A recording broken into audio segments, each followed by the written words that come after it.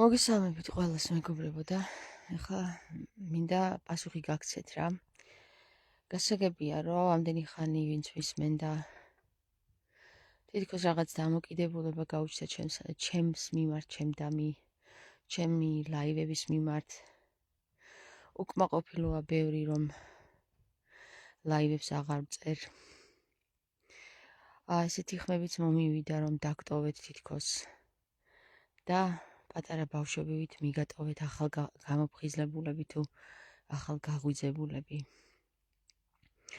მე მინდა გითხრათ რომ არ დაგტოვეთ. არავინ არ დავტოვე.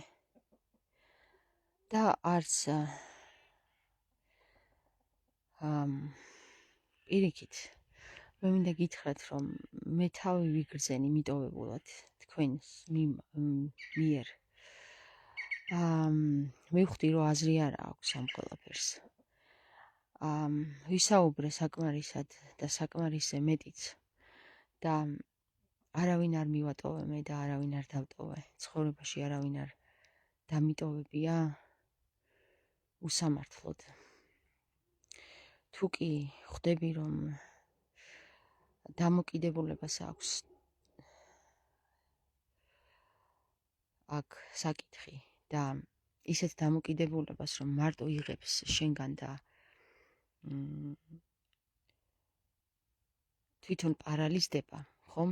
ეს უკვე ძალიან ცუდია ჩემს მიერ, რომ მე მას კიდევ ამ საკითხში ხელი შევუწყო. აქედან გამომდინარე მე არავინ არ დაგტოვეთ და ვირტუალურ სამყაროს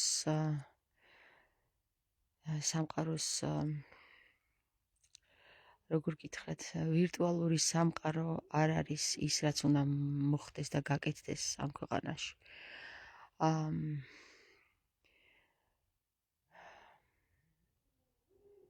ნიშნულოვანი არის ქმედებებზე გადასვლა და სწორედ ეს დავიწყე ახლა მე. ვიღაცამ დაწერა რომ ისო ვინც საწინააღმდეგო აზრი თქვა ყველას დასცინეო და არ მახსენდება ვინმეს დავცინე მე საერთოდ განსაკუთრებულ და განსხვავებულ აზრში. თუ ვინმე დამცინა, მეც დავცინე, მაგრამ მისი სარკე დავანახე და თუ ვინმე განსაკუთრებული და არგუმენტირებული აზრი თქვა ჩემი აზრი საწინააღმდეგოდ მე იმისთვის არ დამიცინე არასდროს. არც თქვენ დამიტოვები ხართ და არც არავინ არ მიმიტოვებია საერთოდ. არც არავისთან ვალდებული არა ვარ რომ უხსნა ჩემს ცხოვრებაში რა ხდება და რა ტრანსფორმაციებს გავდივარ. მე არა ვარ შოუ და არც ვინმე ვინც მოითხოვს ყურადღებას. მე თუ ვერ გაიგეთ, პირდაპირ გეტყვით რომ მე ვარ ადამიანი, რომელსაც სურს საქართველოს გადარჩენა. და შეიძლება ამაზე ვინმე კიდე დამცინოს რომ ერთმა ადამიანმა როგორ უნდა შეძლოს ეს. არა, ერთი ადამიანი არ ვარ მე და არც ორი, არც 10 და არც 100 მე ყველა ვარ. გითხარით უკვე. და როდესაც ხვდები რომ ეს ყველა ვერ ხვდებ არას ვლაპარაკობ, ხო? მაშინ თვითონ უნდა მიხვდეს. აიცით როგორი მომენტია ბავშვი რომ იწყებს უკვე მშობლების ან ერთ-ერთი მშობელის ხარჯზე ცხოვრებას და ყველაფერს მას თხოვს. მიუხედავად იმისა, რომ მას ხელებიც გააჩნია, ფეხებიც, აზრიც, გონებაც, ყველაფერი, მაინც დედიკოს და მამიკოს ენერგიაზე უნდა რომ იჯდეს წურბელასავით, ხომ? არ გამოდის ეგეთი რამე. მაშინ მშობელმა უნდა ასწავლოს. შენ დამოუკიდებლად უნდა იარო აწი. მე არ დამიტოვები არავინ პირიქით ძალიან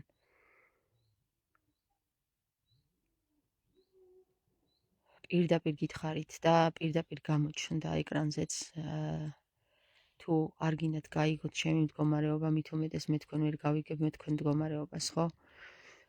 ჩემი მდგომარეობა თუ ვერ გაიგეთ აქამდე, ხო? არც მე არ მესმის თქვენი მდგომარეობა. გისმენ? მოვალ ეხლავე. ხო?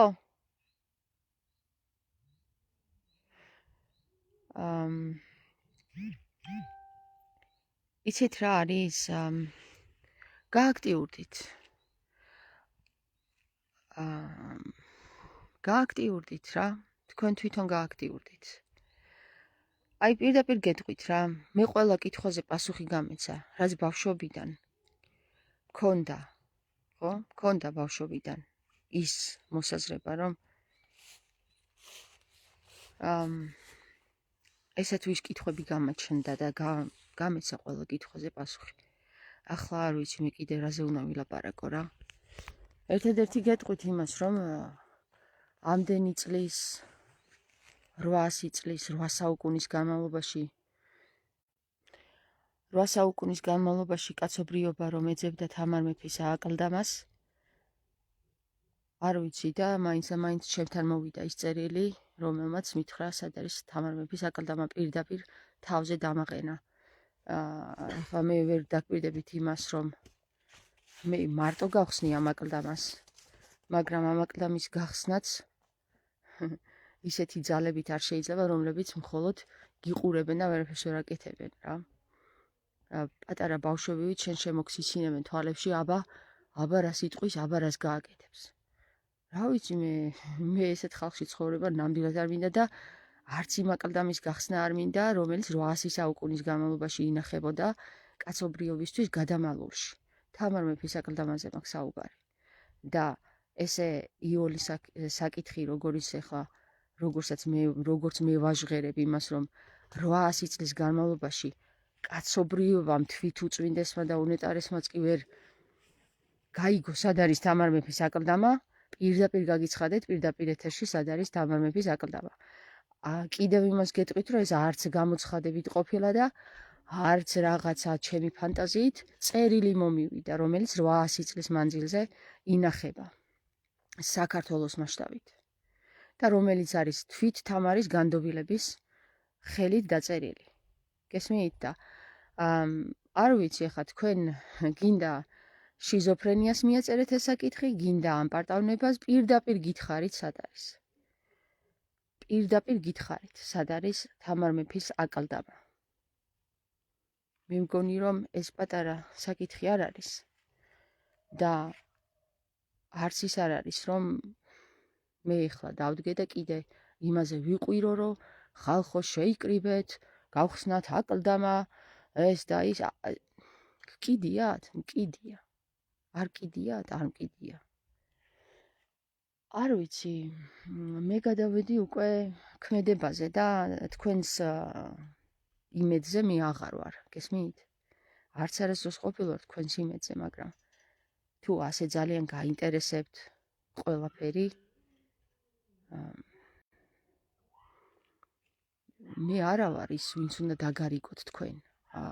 არც ის არა ვარ, ვინც უნდა გასწავლოთ ცხოვრება.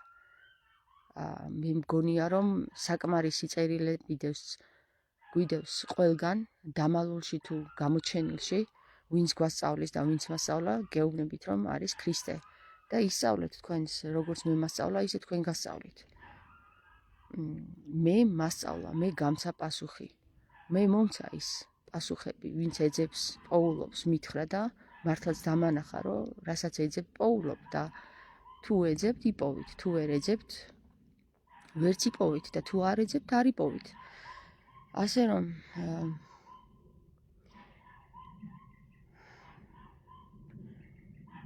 ჩემი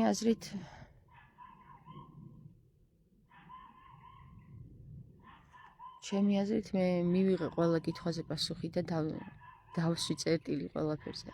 მე კითხვა და სხვა კითხვები აღარ გამაჩნია. მე ყველა კითხვაზე პასუხი მივიღე. ცხოვრებაში რა კითხვაც მქონდა, ყველაფერზე პასუხი მივიღე და აცი კითხვები აღარ მაქვს. გაიგეთ? ეს არის და ეს. კარგად.